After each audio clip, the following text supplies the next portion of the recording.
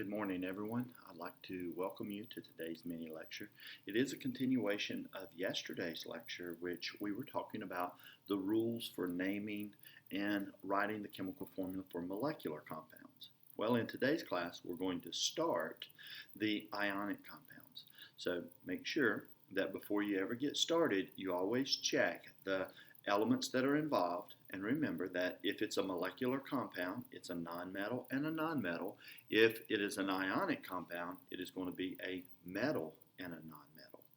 So with that being said, let's go ahead and get started. First of all ionic compounds are going to be nothing more than a metal and a nonmetal. Very nice. All right.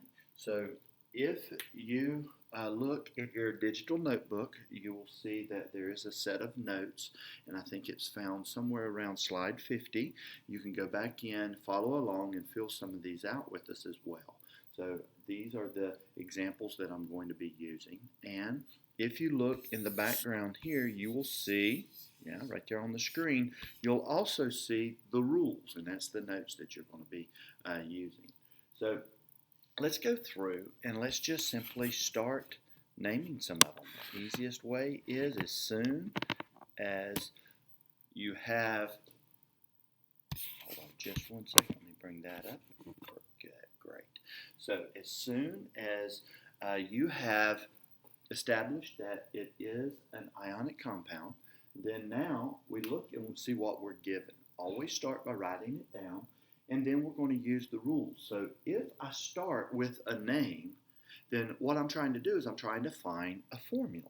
So what I will do is I will go through and I will read the rules for writing formulas.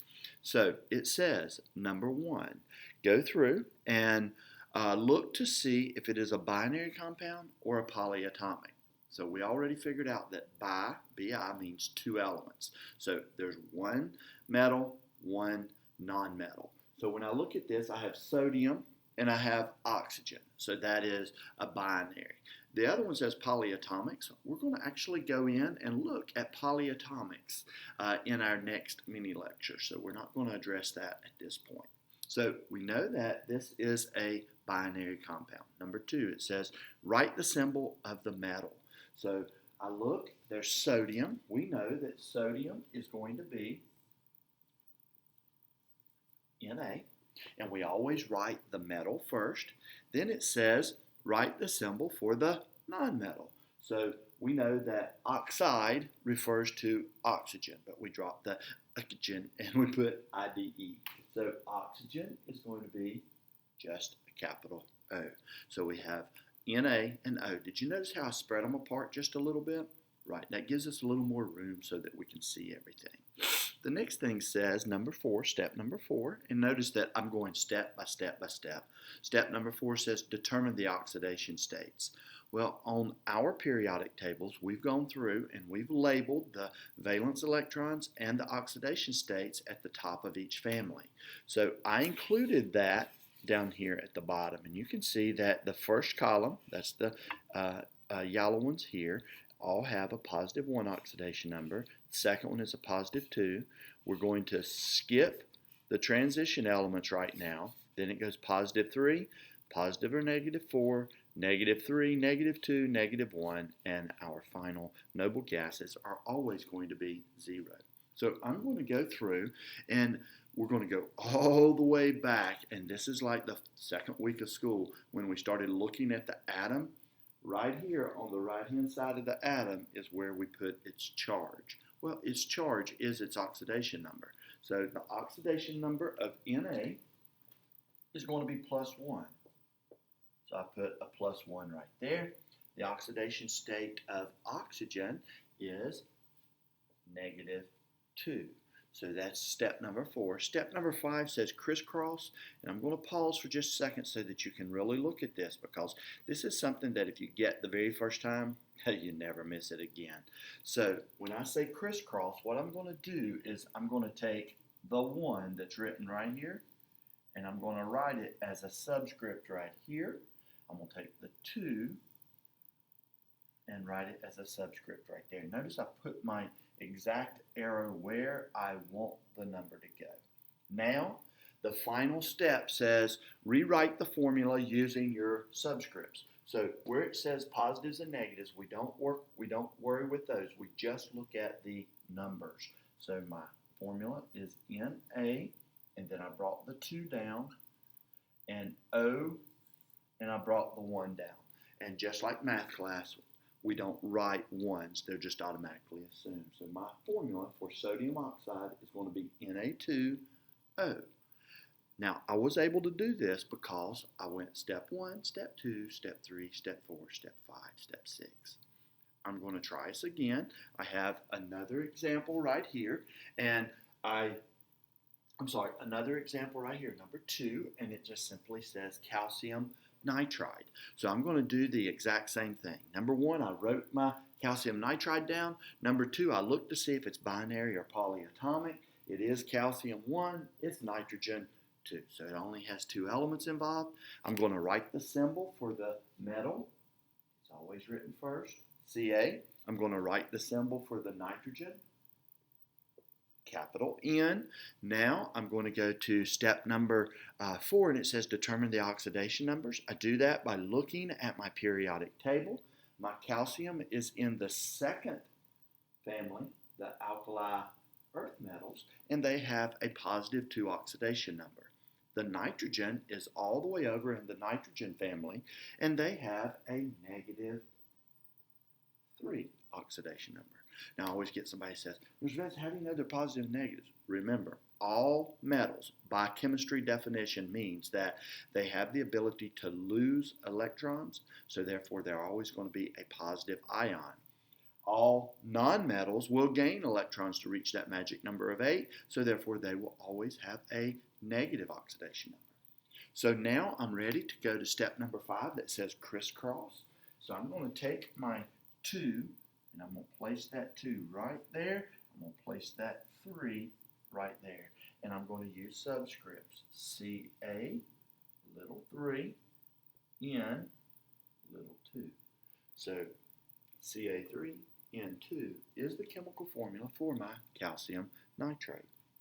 All right, so that is how I'm going to go through and write chemical formulas of binary ionic compounds.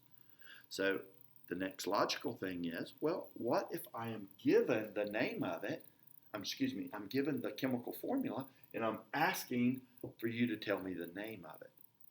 Pretty straightforward. We're going to do the exact same thing, except it's kind of like the flip-flop of it. So I do have another set of notes right here, and this set of notes says that these are the steps that we take in order to write the name of it. So, number 1, look to see if it's binary or polyatomic. A little bit easier this time. Do you see how I have magnesium? That's 1.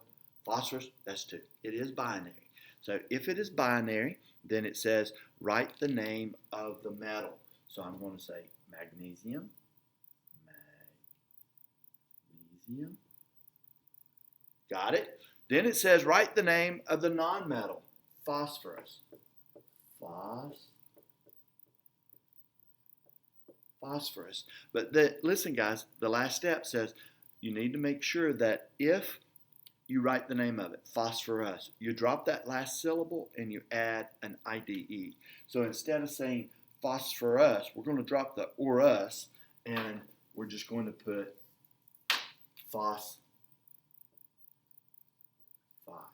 And that little IDE means it's binary. That's how you tell. And that was the same way over here when we were doing the identification to begin with. So now you say no crisscross. No, that's it, guys. If it is a binary ionic compound and it doesn't contain a transition, or it's just a straight up group 1, 2, or 3, that's what we do. We just simply write the name of it out. So I always get somebody who will go back in and they'll kind of get mistaken a little bit and have a misconception of looking at prefixes. Do we use any prefixes in these namings? No, we do not. The prefixes are for our covalent molecular compounds. So in these, no prefixes are used. All right, our last example is going to be this one, and it says Na2S. So step number 1, I am trying to determine whether it's binary or if it's polyatomic, Na is 1, S is 1, so therefore there's 2 elements. Write the name of the metal, sodium. Now, do I write the little 2 or any? No, guys, it doesn't ask you to do that. All you got to do is follow those steps. Write the name of the nonmetal, sulfur, but we're going to get rid of the last and since it's binary, we're going to put IDE on it. IDE means a binary compound. So what have we done? Well, in today's class, we looked at the very beginnings of how to write the chemical formula and how to write the chemical name of binary ionic compounds. We made sure that we were following our rules, and if you follow the rules all the way through, you don't skip around, then it'll take you straight to your final answer. Just remember that you do have to have the oxidation states. So make sure that if you haven't already written all of these on these right here, positive 1, positive 2, positive 3, negative 3, negative 2, negative 1, on your periodic tables, you include that because you will definitely need them for the next couple of lectures.